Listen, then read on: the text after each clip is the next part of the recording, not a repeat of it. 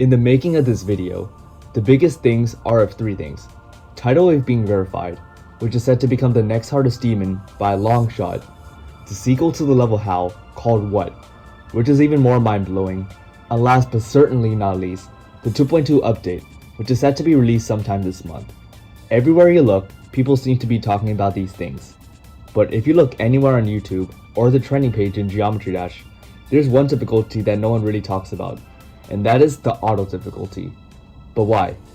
Auto levels are a quick and easy way to get your star count from 999 to 1000, while enjoying the lack of triple spikes. Their animations are stunning, and you get free stars, so why do you not see it on the mainstream that much? In this video, we're going to discuss what exactly happened with this difficulty and what could possibly happen to that level type in the future. If you want to see more videos like this, make sure to like the video and subscribe.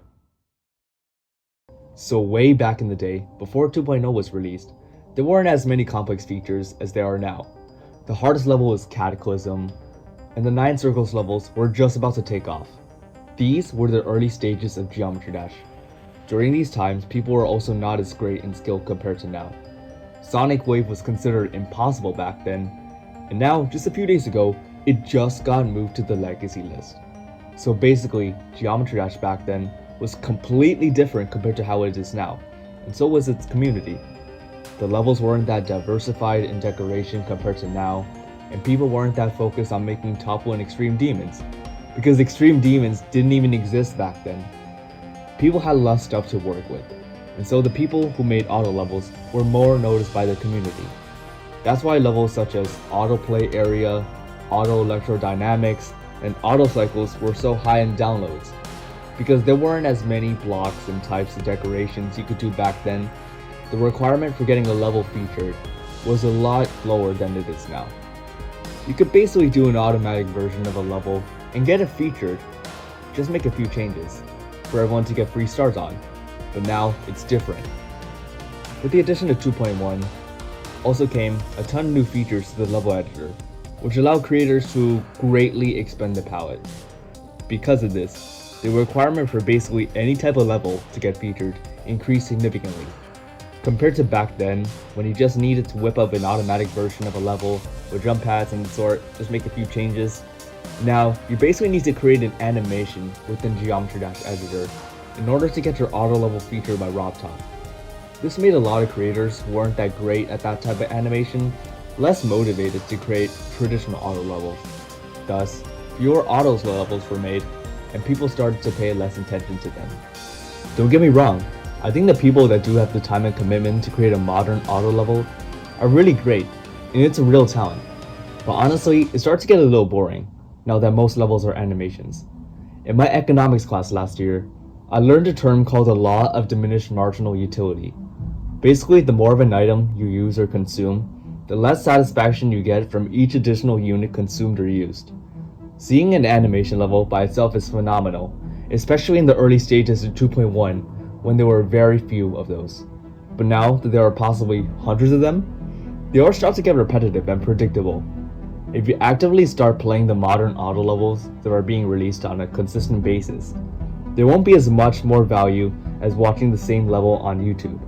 The only real difference between each of the current auto levels is the storyline and the creator making the auto level. So as a result of each auto level in GD being an animation, people just got bored and focused on other things in the game. However, I do think that there are some significant auto levels that need to be mentioned in this video to go outside of the norm.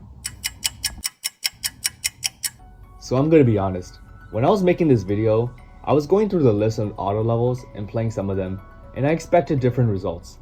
It seems like what the community has thought auto levels were couldn't be further from the truth. There's actually a mixture of the types of auto levels in Geometry Dash. Tired of animation levels? Why not get a gameplay oriented level?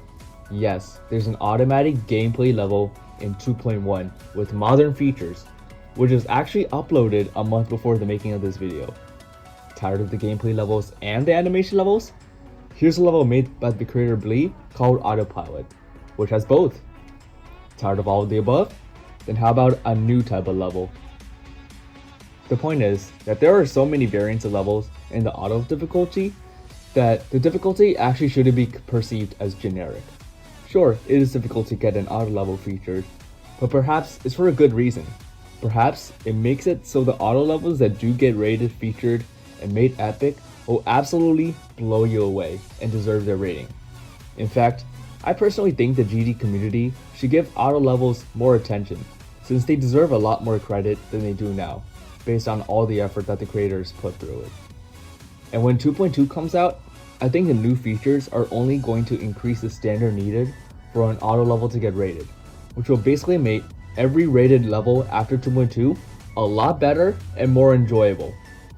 If you're watching this video, I think you should try out some auto levels, because there are some really good ones that I think you'll enjoy. I hope this video made you think about how auto levels shape the community or give you a new perspective. If you have other opinions otherwise, feel free to tell me your thoughts in the comments. I want to know what you guys think as well. Again, if you want to see more content, feel free to like the video and subscribe. Also, make sure to join the Discord server. It's basically dead, that's probably not a good thing. And I'll see you guys in 2.2. First time I'm saying this. Peace out.